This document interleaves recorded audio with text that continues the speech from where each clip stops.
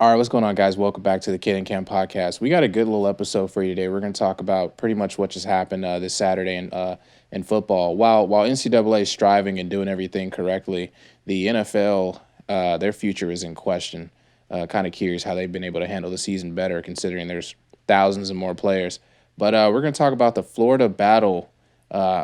Is Pitts how much of Trask's success are we putting on Pitts, and can Pitts potentially be a top three Heisman runner? We're going to talk about, is Georgia the most dangerous team looking forward to next season? Looking like a scary little team there, especially when you got all the top teams right now, got quarterbacks who'll be entering the draft. Northwestern sucks, and Gus Malzahn / Ed Orgeron's futures with their prospective teams, and then Cameron wants to go over the what we say groundbreaking historic performance that we saw today with the 8 touchdown running back from Buffalo. Yes, and 400 yards rushing. Jesus. That's like a quarter of a season in stats. Yeah. And just rushing yards, and then you got half a season in stats for TDs. Yeah. Well, let's go ahead and start with Florida then. Let's just talk about Florida, okay? Well, Florida has to win 2 more SEC games, which they will. And they'll be facing Bama. Not too long now, right? Because that game's usually. Yeah, I think it's in December. It's usually in December. Yeah. Don't know when it is this year, but it's usually in December. Yeah, like towards the early parts of December. Because I remember Georgia faced when we played Bama in the SEC championship a while back. I think it was December 1st, but that obviously isn't going to happen this year. Yeah, because the 12th we play whatever team we had rescheduled. Can't remember. Yeah, I think it was Missouri that we had rescheduled. Can't remember. Yeah. Anyways, yep. we played some game and we had rescheduled the 12th. All right, yeah, and I think Florida even had a game rescheduled, I believe, or maybe not because they played 8, but we played 8. I think Florida had a game rescheduled as well. But let's talk about this Florida team because they got a big game in a couple weeks. They'll be facing Bama, and we'll say a couple weeks. It should be it's 3 weeks technically because there's 10 games. They've already played 8. They played 2 more than the SEC championship that next week. So Florida's going to be playing against Bama, and to be honest, I think it's a pretty well-rounded game. And I haven't really said this out loud yet, but I think Florida can handle it.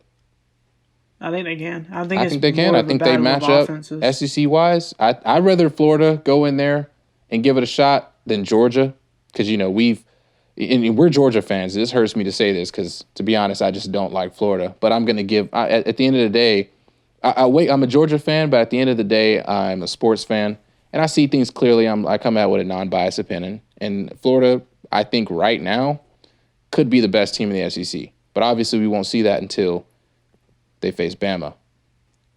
And I think they match up well. I think obviously Bama has the better offense. Bama's without Waddle, but they still got a lot of guys, who come in there and play some good football. But then you talk about both defenses. Bama does have a better defense. Florida's defense is awful. Ty Grantham and Mullen was going at it in the sideline. He was yelling at him. And then Mullen said that they were arguing over Christmas lights. Do you see that? He was pretty pissed. He was pretty much doing what the fans have been asking him to do since week 1, pretty much. Because, Florida's defense is get rid of Ty Grantham, yell at him something. I don't know. Defense is playing like that. It's like Mark Rick. We used to beg him to yell at the coaches. I swear. My God.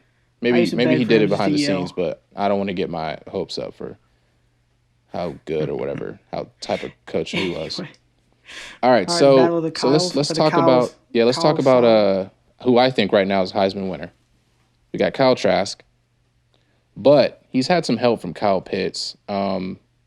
Is it good to have that in their game against Kentucky today? They were down 10-7 at one point. They cleaned it up, but is it good to have like a player that you can just rely on? Because it seems like Kyle Pitts is kind of carrying half the load for the Florida receiving game. Like he's coming in, he's was keeping the receivers open. Got defenses focusing on him. Got safeties, bring a safety up. Kyle Trask is just being able to easily find Pitts, other guys to the outside. And I think what we're seeing right now is just that Florida senior team. Last couple of years they've just been struggling. They bring in Mullen, he gets those guys to the best team I think they'll have. You got to consider Trask is gone after this season, Pitts is gone after this season, and I think Florida goes back to that what they're used to after this season, sadly. But I mean, it was fun. It's fun watching Florida, dominate like this and seeing that they'll have a shot to play in the SEC championship against Bama. Hopefully to dethrone Bama. It hasn't been done in a while, although there's been some teams that had, shots, sadly. Yeah, whenever I first came into football, first started watching college football, Florida was always dominant. Mm-hmm. So, I mean, it's sort of normal for me to see them dominate again. Of course, they did have handful of years where they weren't good at all. But yeah, at the end of the day, I do think that Florida is a blue chip program. I think they will get back on their feet. Mm-hmm. I don't think Dan Mullen's the guy for that. Like, I don't think he's a national championship winning coach. But he definitely has them on the right track. And I feel like they finally are coming into what they should have been all these years before. But, I mean, you can't really do that when you have Jeff Driscoll at quarterback, Felipe Franks. I mean, he's doing good things in Arkansas, but let's be honest here. Felipe Franks is not an amazing quarterback. Not at all. And now you can see that he was kind of holding his team back. But I mean, he's doing good. He's doing good in Arkansas. To having someone to rely on. I mean, it's most of the time you do always have that one person to rely on, no matter if they're good or not. I mean, they'll be your best target. That's your person you got to rely on. Yeah. So saying if it's good or not, I think it is good, but I don't think it'd be good as in Kyle Trask's point of view, I guess, because if they go our separate ways and Kyle Pitts ends up being the better player, everybody's going to say, well, Kyle Pitts made him look good his only good year. You know what I'm saying? But if Kyle Trask does better, everybody's gonna say Kyle Trask made Kyle Pitts look better. I think Kyle Pitts is probably gonna be the better player overall. But I mean, what your question was is Kyle Trask or is Kyle Pitts' success really letting Kyle Trask's success be shined? And I don't know if I could say that because, I mean, there was a couple weeks where Kyle Pitts was out. And Kyle Trask was still doing his thing, 400 yards, 4 touchdowns. Mm-hmm. So, I mean, I do give all the respect to Kyle Trask. He's been an amazing quarterback this year. Not really last year, but this year he's been great. But then again, it is a reliable thing when you do have your reliable target back in Kyle Pitts. I mean, you got Georgia with George Pickens. Yeah. Alabama, you got Devontae Smith or Jalen Waddle. I mean, they're just that good. I mean, Clemson, they were supposed to have Justin Ross, but he's out for the season after I think it was something wrong with his back. I think it was like back surgery or something. I don't know. It was like I don't really remember. But, some teams, they just have those number one targets that are the reliable target. And, it is always good to have it. And, Kyle Trask is just taking advantage of it. Yeah, because, no disrespect to Kyle Trask, but I think Kyle Pitts has really shined on his ability and what he's been able to do. And it's, it's not a bad thing, but it's like when Tua win Heisman that one year? That one year he faced Georgia in the SEC championship. We were up 28-14, lost. He won Heisman that year, right? Or am I trolling? I don't think Tua has a Heisman. You don't think, who won Heisman that year? Because I remember he was going crazy that year. It was his first year as their actual starter. What year was that? 2018? It had been 2018. It was 2018. It was Baker, wasn't it? No. Kyler Murray. Baker won it. Kyler Murray. Kyler Murray. Because Baker won it the year before. Yep, it was Kyler Murray. Wow. And Tua was like unstoppable. But what I want to say about Tua is you think about how well was Tua carried by, you know what I'm saying? Bama always had this is me and you had that conversation off air about Mac Jones, you know what I'm saying? And Bama quarterbacks, and they've always got the top 3 of the top 5 wide receivers in the nation on their team. How much easier is it to spread the ball around when you got guys like Jalen Waddle? And even though Jalen Waddle's not playing, I'll say someone else. John Mechie III, Devonta Smith, who is the best wide receiver in college football. Dare to disagree. And then it's like you at the end of the day, I think you should start to think about who's doing more with less. And we just made a video with a guy who's doing more with less. You just said something about Alabama's always had these targets, and that reminded me of A.J. McCarron. In college, A.J. McCarron was unstoppable. Yes, exactly. Yep. And he went to the pros, and Amari Cooper, who carried him his whole career, basically, is shining more now. Yep. He's on a Dallas Cowboys team. He's their number one receiver. Yep. Because he was a good wide receiver. He showed that. He was a great wide receiver. But A.J. McCarron showed that he was carried by pretty much a Bama offense. Nick Saban. A Bama recruited offense. Bama recruited offense. Because he wasn't even like a top 3-round pick. He got picked, like 4th, 5th round? Kind of reminds me of like Aaron Murray. Same thing happened with Aaron Murray, yeah. Aaron Murray was carried by this. Aaron Murray didn't have the wide receivers like that. Yeah, he didn't have wide receivers like that, but, you know. But, I mean, his wide receivers were definitely better players than him, yeah. Mm-hmm, yep. And that's I know what who you're talking about whenever you say doing more with less. Yeah. It's Zach Wilson. That dude's a dog right now. Zach He's my Wilson. Heisman favorite. Zach Wilson's the type of player I feel like he's not really a high risk. Because I'm like, this guy's doing this at BYU. But at the same time, you got to think about, there's always that question. Is it because of BYU defense? You know. Here's my take defense. Right. I'll give you my take as a Packers fan. Mm-hmm. Jordan Love. Yeah. Jordan Love was in the same situation as Zach Wilson, except he wasn't putting up the same numbers. You know what I'm saying? I don't know anyone on that BYU offense other than Zach Wilson, and I didn't know anyone else on the Utah State offense other than Jordan Love. But the one thing I will say is that Jordan Love was a first-round pick. There's no reason Zach Wilson shouldn't be if Jordan Love was. I mean, if you don't agree with that... Yeah, Zach Wilson's going top 10. I don't know. You can't tell me he's not. He has to, because if you're going to tell me that the Packers... Not even only the Packers. I mean, Jordan Love was an all-around projected first-round pick. So if you're going to tell me that these teams are going to go in there without QBs, like, let's say, Washington doesn't have a QB.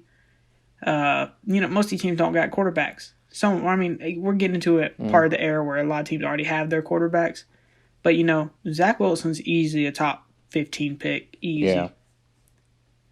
But, back to what we're talking. We're not trashing Kyle Trask. I think Kyle Trask is a phenomenal quarterback. He's a great quarterback. Yeah, we could definitely use him at UGA. Well, maybe not anymore. No, dude came at me at work. He was like, that boy Trask in Florida, he's throwing 400 yards a game. And I was like, JT Daniels threw 400 last game, and you don't want to talk about that in his first ever game for Georgia in general. I was like, he threw 400 yards. You don't want to talk about that.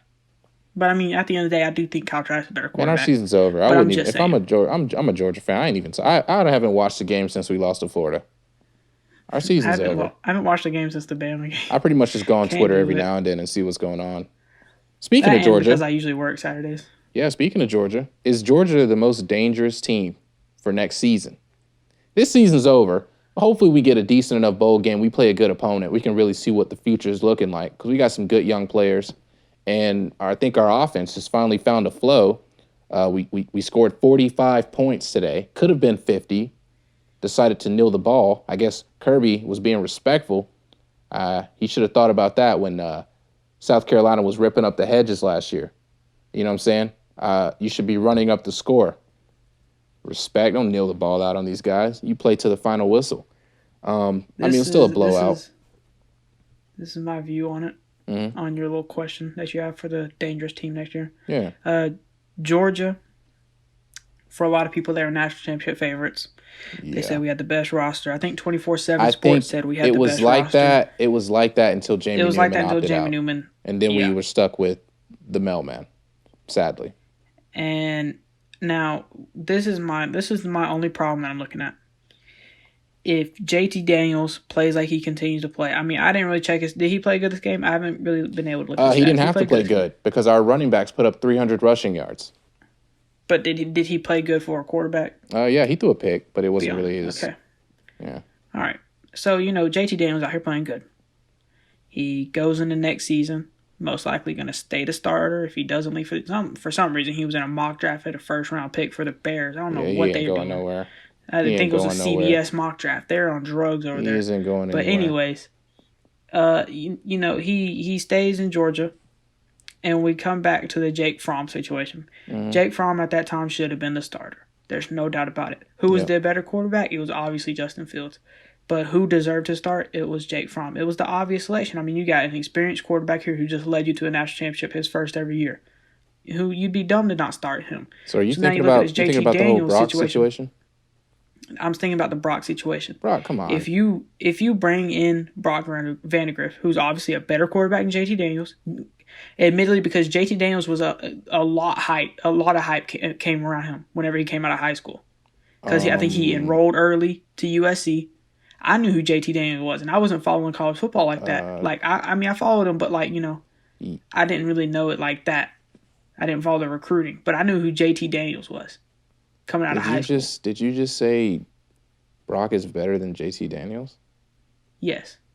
What makes you say that? Considering no, okay, no, we haven't seen Brock throw a football. Brock has a brighter future than JT Daniels. I don't see JT Daniels leading Georgia to a playoff. I see Brock Vandergrift. You don't see JT Daniels leading Georgia to the playoff? What you've seen him do the past 2 games hasn't impressed you? The only thing that's been holding Georgia back is the lack of an offense. You don't think JT Daniels could lead us to the playoff? Lack of a defense. Lack of Whose lack of a defense? Georgia. This is South Carolina. We held South Carolina 16 points, bro. Everyone should hold South Carolina 16 points. Wow, their head coach is Mike freaking Bobo. Wow, they scored 16 points. It's South Carolina. It's a dude at work was like, y'all played a high school football team. Yeah, before you make everybody dislike the video, let's just go back to him saying he didn't watch the game. There were a lot of defensive highlights. They scored 1 touchdown because of a bad pass interference call. But it's South Carolina. This is a bottom feeder in the SEC. It's 16 points. What should they have scored? 0. They're a bottom feeder in the SEC East. Oh my god, dude! Oh my god! Name one starter on the offense. Are you still forgetting that we're dealing with injuries? We still have injuries. We're still not fully healthy on defense. We have depth. Oh my god! Come on, bro. Yeah, and our depth showed out. Jalen Carter, probably the best game. Then why? Okay, you're gonna tell me that us holding South Carolina to 16 points. These aren't full. Is like holding Florida to 35.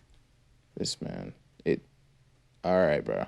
That makes no. It just makes no sense. How does that make no sense? It's a stupid argument because they scored 16 points. To be honest, if Georgia, I'm okay with whatever the opponent scores as long as they don't score 20. I like the defense played great today. Like I said, one of those touchdowns was a bad call. The refs also made a very questionable calls while South Carolina was on offense. You didn't watch the game. At least look at the highlights. Jesus. I didn't have time to. Defense played great tonight. Defense played great. This is my point. This is my point. South Carolina is a bottom feeder in the SEC East. Doesn't matter. It's 16 we should have points. done this. This is what should be expected, I guess you could say. We should beat the mess out of them. We did. Right? Okay, yeah, that's what I'm saying. We should beat the mess out of them. Right?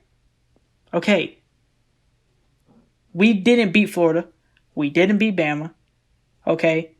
JT Daniels wasn't started, but I don't know if we would have played JT Daniels in those games, I don't think we would have beat Florida.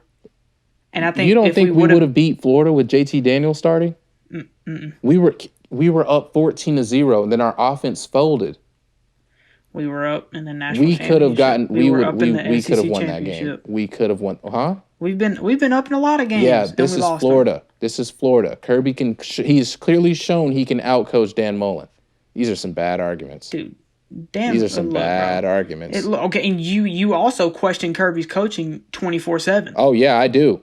Okay, then. Our season's over, and he's wasted. You're making a bad argument. It's a bad argument. All I said was Brock Vandagriff. I feel like Brock Vandagriff has a better chance in his career leading us to a playoff than JT Daniels. I don't see how you. Okay, all right. Whatever, so you think Brock should start? Next question. We can't end it like that. No, I don't think he should start. I'm saying that JT Daniels is going to go into next year starting, and there's a chance that we could see another thing where Brock. I'm sure Brock knows that. JT Daniels will play great next season, and then he'll hit the NFL draft. Brock will start as a true sophomore. We've said the same thing about Jake Fromm. Who? Just Jake? Well, let's be real here. With JT Daniels, we can be up 35-0 at half. We could have 30, 40 points at half. And then Brock will get more play time. You got to think Jake wasn't even playing good. We were going down to the wire to every game. Jake, we never had time to put Justin on the field. Let's say we go into next season and JT starts playing terrible. Okay.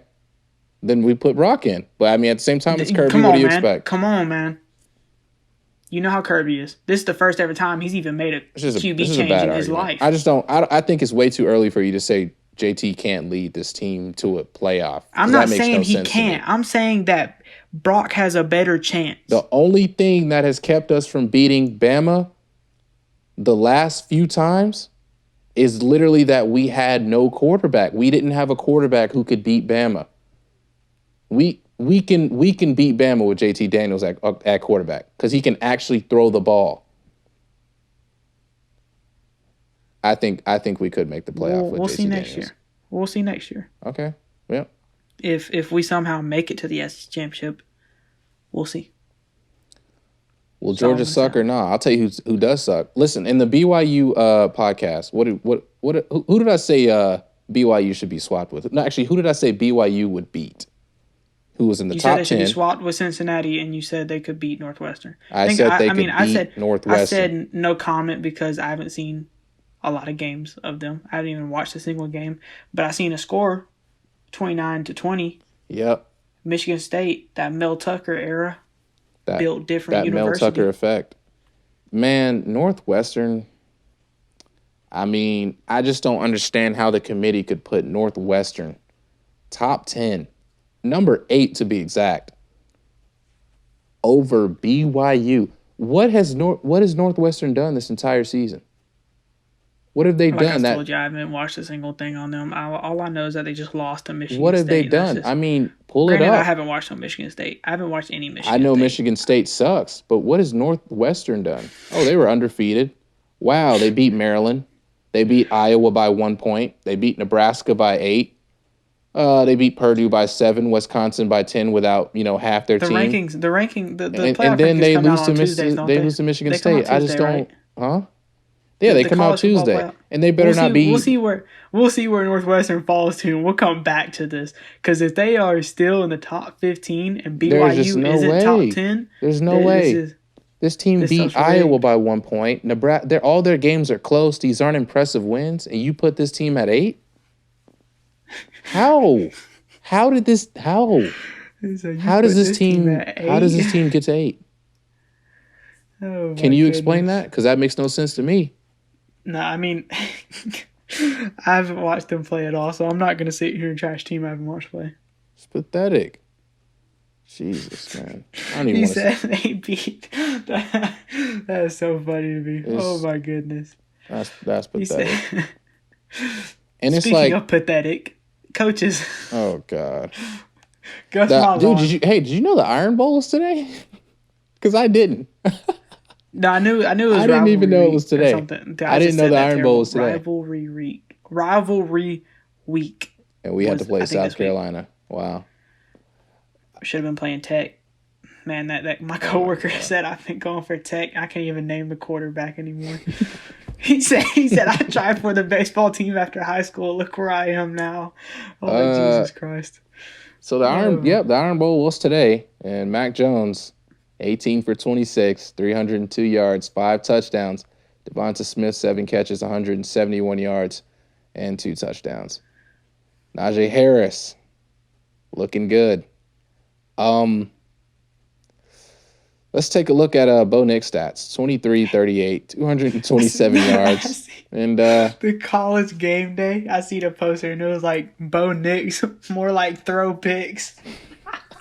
I was the first person to call Bo Nix Bo Picks, and then feel like everybody started figuring that out.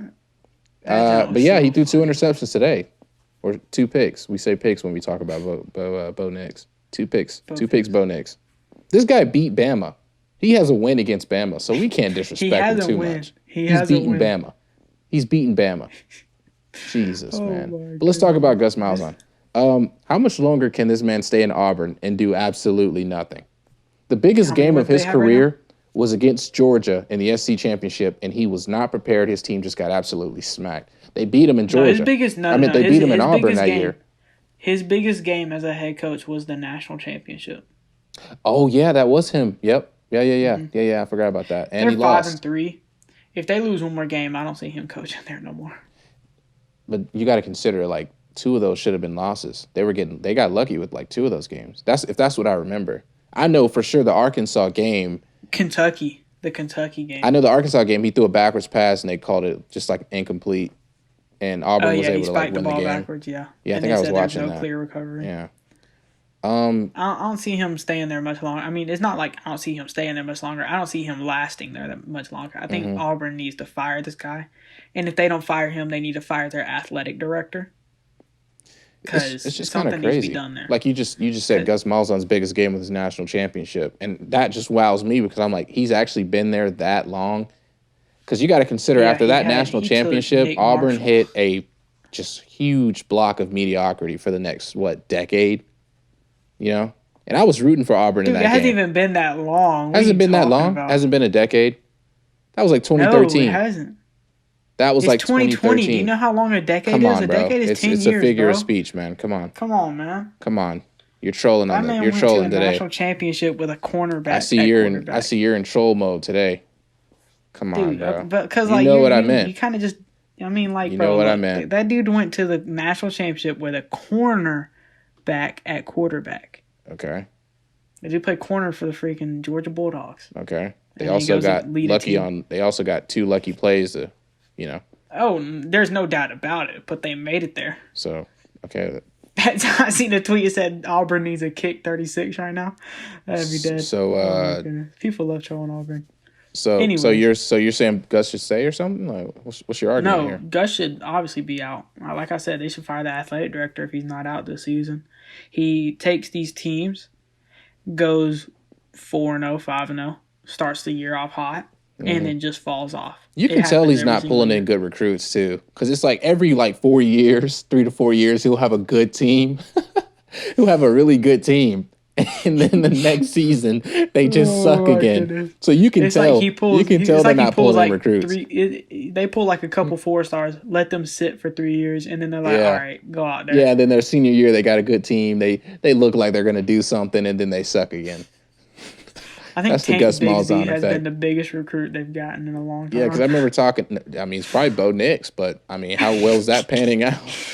Oh my goodness, bro! His first game, he was hyped up so much. Didn't they have Pickens? Didn't Pickens switch from Auburn? Yeah, and everybody said we paid him. That jump was so funny. Oh Lord! Imagine if he stayed at Auburn. How dangerous you think he'd be with Bo Picks? I'm surprised he didn't stay at Auburn. Freshman rookie. I said rookie. Freshman quarterback coming in. Will Bo Nix be a rookie? That's what we need to talk about. Well, last year, we had Jake Fromm at quarterback last year. Mm-hmm. Sadly. I mean, George Pickens played amazing under Jake Fromm, so I mean, I don't see a reason why he would. I mean, you have a quarterback that's went to the national championship and let's be real. It'd probably be. He played good last year, but it how much better or worse would it be with Bo Nix as your quarterback? The 5-star. Come on, man. The slinger. Bo Nix was a 5-star? Yeah. Yeesh. I don't know. I think he played in the All-American game, the Under Armour. I don't know if George Pickens would have had a better season. I don't know. I don't think dude, they're like Schwartz and what's my guy? Seth Williams. They're not even shining under Bo Nix. You know what I mean? And Schwartz is great. He's got speed, and I feel like Schwartz is Mr. Jet Speed. He's like not gonna. Yep. And guess what? I can tell you they did that jet sweep because he has 1 carry for -3 yards. And I almost bit out my Gatorade. I died. Exactly. See, they did the jet sweep. He has 1 carry for 3 yards. Oh my goodness, man. I feel kind of bad for him. Oh, let's take a look at Seth Williams, which I did see that he dropped a pass. It would have been a touchdown too. Bo Nix actually threw one on the dot, but Seth Williams. I seen that. It went right through his hands. Yeah, Seth Williams 3 catches, 17 yards against that Bama D. That Roll Tide. Roll Tide. They did the jet sweep. Yeah, it's so much easier. It's so much easier. Coach, another SEC coach that you wanted to talk about.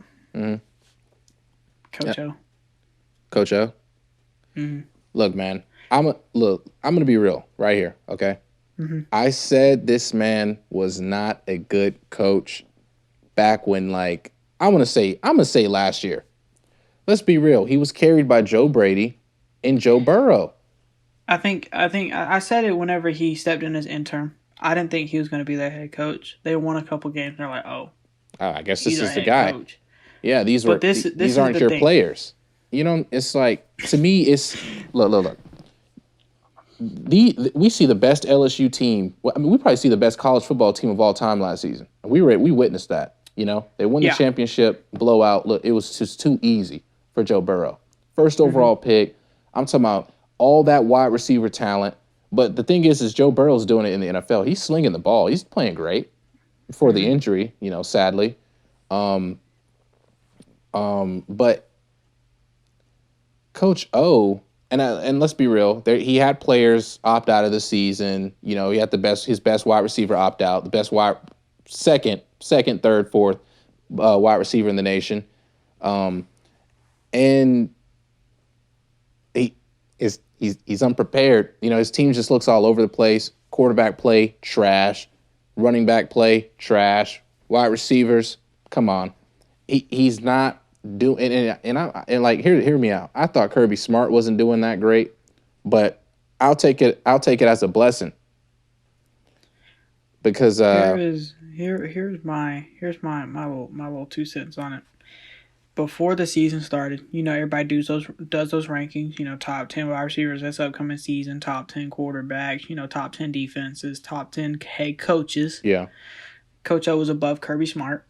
And I was like, you know, I'm not going to sit here and just ride Kirby Smart like I don't talk trash about him. But, you know, he is a good coach at the end of the day. You know, I'd rather have him over Scott Frost from Nebraska. That dude's terrible.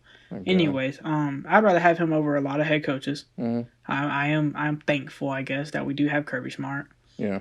But at the end of the day, whenever I seen Coach O above him after that one season, you know, I could be like, okay, yeah, this man did just coach the best college football team ever.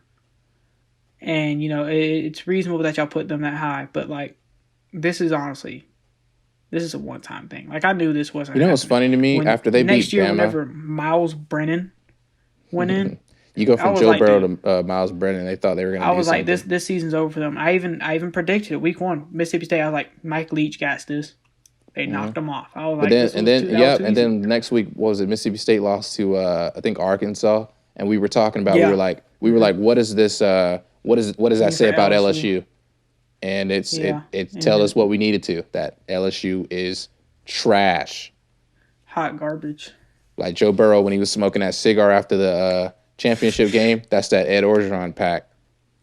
That's that Ed Orgeron pack now. But goodness. Like, what was I going to say? Because I was going to say something and you started, you were talking about this. I think it was about... he's not going to last much longer. He can't coach a defense. You don't think so? No, he can't coach a defense. And come on, Joe, how we got to start. He can't coach an offense either. As you can see, he lost Joe Brady, and that offense is just not. It's not a threat. I'm sleeping on that offense. I'm not even game planning for it. I'm just kidding. But no, seriously, he can't coach an offense. It's pretty bad. He's not going to last much longer. Gus Malzahn should be gone this year. But then at the same time, I think Auburn's trying to find who the heck they're going to hire. And let's just hope they don't reach into Georgia. It seems like every offseason, everybody wants to go after Georgia's coaches. Let's hope Todd Monken stays, to be honest. Because he's looked great. He's called some great plays with JT Daniels. Like, you could tell he's comfortable with him, you know? It's big, huge upgrade over James Coley. So yeah, big facts. Yeah, when he has a quarterback he can game plan around. Even bigger upgrade over I forgot his name now. Dick Cheney. Oh, yeah, Jim Cheney. I'd take him over James Coley. James Coley was awful. Let's go from the opposite of what overrated coaches in the SEC. Let's just go to the group of 5, man. Right? They're a group of 5. Yeah, they're a group of 5. Let's just talk about that guy you wanted to talk about. I'm talking about the historic performance, man. Jet Patterson, running back from Buffalo. Mm-hmm.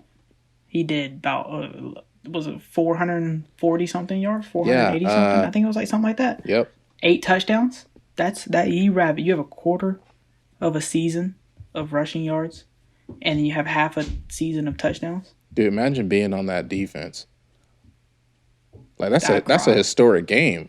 And, I'd cry. And you're in those highlights. And who are they going? Who are they going against? I don't. Let me see if I can find it. Yeah. Who are they going against? Because that's something we should want to know about. They went against Kent State, 70-41. Oh Lord. Let's see these stats. And the thing was, he scored 36 carries, 409 yards. Jesus. I was 40 yards off. Yeah, Patterson. And then 8 touchdowns. Crazy thing is, he scored the 8 touchdown like what? He was like 7 minutes left. I'm like, bro, what? He had that Kent State that bad? Kent State pack. 409 rushing yards. Oh my goodness. He scored the first, second, third, fourth, fifth, sixth. They scored 70 points. This is going to be the highlight of Buffalo football. He scored every touchdown for this team except for 2. Mm-hmm. This is Buffalo's highlight game. I think this is as big as it gets for Buffalo. Let's be real. Yeah. No, I don't know, man. Or no, I thought you were talking about player-wise. I thought you were talking player-wise. I was like, I don't know, man. I'm not even talking about player-wise. I'm talking about success. Game-wise, yeah. Overall, yeah. This is as big as it gets. Yeah. Doing stuff like this. They're gonna be right. I mean, I think it was Elite College Football on Instagram. He had Buffalo. He had that Buffalo running back in top 10. Yeah. I mean, they're undefeated, so maybe we should stop sleeping. They're 4-0. I'm sleeping on him, man. Come on, that's Buffalo, man. Oh my goodness. His running back's a beast, bro. But running back's a beast. But that we sleeping on that. Man. Even though they scored 70 points, Kent State scored 41. Your running back has 409 yards and 8 touchdowns. So did Kent. And you let Kent State run up 41 points on the defense. And that couldn't even hype the defense up to make a simple stop. The top receiver had 49 yards. Yeah, Jesus, man. Well, I think this guy's getting drafted now. I don't think there's a way 100%. He isn't getting drafted. 100%. Dude, 409 yards in a game. If he goes undrafted, I'll scoop that man up. Any Buffalo running backs have success in the NFL, though? You know? No, but a Buffalo player does have success in the NFL. Yeah, you just said it. Khalil Mack. Yeah. Built different. Anyone else? Got anyone else you want to say? No, I don't think so. Just I think they got pretty good uniforms, though. I'm pretty sure they got some other players. We just don't know about They them. probably got some other players. There's probably some players we're just not thinking about. There's probably some big name players we're like, bro. Somebody's gonna watch this and be like, "Are you?" It's like Antonio Brown going to Central Michigan. Yeah, so like, are you seriously not thinking about? You know, JJ Watt went to Central Michigan. Yeah, that's what I just said. Transfer. Yeah, I didn't know. I thought you said it, but then it like. Let's see, Buffalo. Yeah, look it up. NFL. Look it up. Poor Kent State. Kent State was undefeated too. So this team was undefeated and just got pieced up like that. Who? I look up Buffalo NFL players and it pulls up the Buffalo Bills. Oh my God. Forgot about that. Buffalo Bills. We had the first woman play a snap in football today. Did you see about that? Vanderbilt's kicker. Yeah. They really couldn't get in field goal range, so all she could really do was a kickoff, I believe, to start the second half. And it was like a little squib kick and went to like the 40-yard line. Pretty crazy day in sports. Not really though. It's kind of everything you expect to happen doesn't happen. Besides, Dude, I'm Kent State's defense taking a nap on the field. You said you're not seeing any players? Like I'm not seeing any good ones. Like let's check the draft. Let's check the draft where they're drafted at. The draft board. Yeah. What draft board? They have had like the draft that they had like the players that Khalil Mack was their only first round pick. Jesus. They had 1 third-round pick, 1 fourth, 3 fifths, 1, 2, 3, 3 sixths, and 3 seventh-round picks. That's all their draft picks ever. Oh my God. Imagine committing to Buffalo. I think that's all their draft picks ever. Let me just 100% make sure. There's some schools right now I'm going to tell you right now. Imagine committing to. Imagine committing to Buffalo, Auburn. I knew you were going to say that. Who else? Vanderbilt. Oh, God. I think the only people at Vanderbilt are walk-ons. Has to be, bro. People someone who's they don't have a high enough GPA or something. There's no way someone said that they took a visit to Vanderbilt. I forget who it was. I think it's a Georgia player, and he was like, "It's the worst locker rooms I've ever seen in my life." Bro, I was like, "Bro, that IMG Academy probably has better locker rooms." Yeah. Than Vanderbilt. Let's see. What's some other teams? What team would I just push the hat aside? let's see, Power 5. Let's see, Northwestern. Power 5? You said Northwestern. Yeah. Come on. Kansas. Stop disrespecting that top 10 team, man. Stop Kansas. disrespecting that top 10 team. Kansas State. Ooh. I would say Baylor. Baylor was good last year. I commit to Baylor. They lost their coach. Now? Without Matt Rule? Yeah, I commit to Baylor. Ooh, I don't know about that one. Minnesota. Tennessee. Yeah, there's no way you can convince me to go to Tennessee. Bro, look. I'm not gaining out of that. Let's be honest. What would be your reaction if like the best player on your high school football team that y'all have ever seen in y'all's life, y'all like, this dude's a beast. He's going to the NFL. He walks up to you and he's like, "What's up, bro? I got multiple Power 5 schools offering me." And you're like, "Oh, for real?" He's like, "Yeah. Thinking about committing to Vanderbilt." Oh my God. What would you say to him? That's impossible. I wouldn't say anything. I would just say, "Look, man, you ain't going to the NFL." Actually, I wouldn't even say that because honestly, it'd be good for him because he would start immediately. He'd get 3 years of attempted highlights. He would try, but I don't know. Vanderbilt, that's pretty bad. And the greatest recruit prospect in the state of Georgia scores his last touchdown of his career. That decreases the lead from. I mean, let's just be real here, though. Points. Let's just be real here. Like Gunnar Stockton, the best, quarterback in the is it 2022? He's currently trending to South Carolina. I think it's 2021. I think 2022, isn't it? Quinn Ewers. He might. Okay, Gunnar Stockton might not be number one though, because I'm sure Gunnar Stockton's. I know Gunnar Stockton's the top one. I don't know what class. I'm sure it's next season. He might not be number one anymore, but I'm sure it's next season. I'm sure it's next season. Like if he's a freshman next season, it's 2021. Yeah. No, he's not a freshman next season. He's a junior in high school right now. Okay, he's a junior in high school. Yeah. Okay. So I was trying to say. But I think Quinn Ewers, I don't know how to say his name. I forget what it's pronounced. Yeah, he just committed to Ohio State. Yeah. Yeah, he's their top quarterback. And so yeah, he might be number. You also got to think certain rankings, switch it up. Like I think on 247, Gunnar Stockton's number one, and on ESPN it may be Quinn Cook. I don't know. Let's see. 24/7 Sports. Yeah, I don't know. Like I said, it might have changed because they've played some football now. Who knows how Gunnar Stockton's playing? Dude, Jesus Christ. I opened up 24/7 Sports and this Oregon receiver's just mossing Oregon State. I guess 24/7 forgot that they lost that game. Yeah. Anyway, this is taking too long to load up. Anyways, let's just move on. Forget it. Yeah, let's just I think Quinn that was the last of the topics. There's not really much to move on. Oh, that's it? That's the end of it? Huh? Yeah, that was everything. Right. We got on the Florida Heisman battle. Pitts versus Trask. Who's a bigger impact player for Florida? Is Georgia dangerous next season? Is Northwestern trash? Or let's be grown-ups. Is Northwestern not good enough to be top 10? Top 10. Well, they're definitely not. Is Gus Malzahn, how much longer will he last in Auburn? And is Ed Orgeron the future for LSU? I think he can stick around. And, we talked about Buffalo's impressive performance. Who are some other players you can see giving off some impressive performances? But other than that, that's been it. This has been Table Talk, the Kid and Kam podcast here with Cam. Yes, sir. Got a little good episode today. We'll be dropping some more bangers coming up on the week. And we should be dropping an NFL one here soon. Yeah, very soon. We'll talk about Matt Patricia too. Yeah. Yeah. So other than that, this has been Kid and Kam. Till next time, guys. See you later.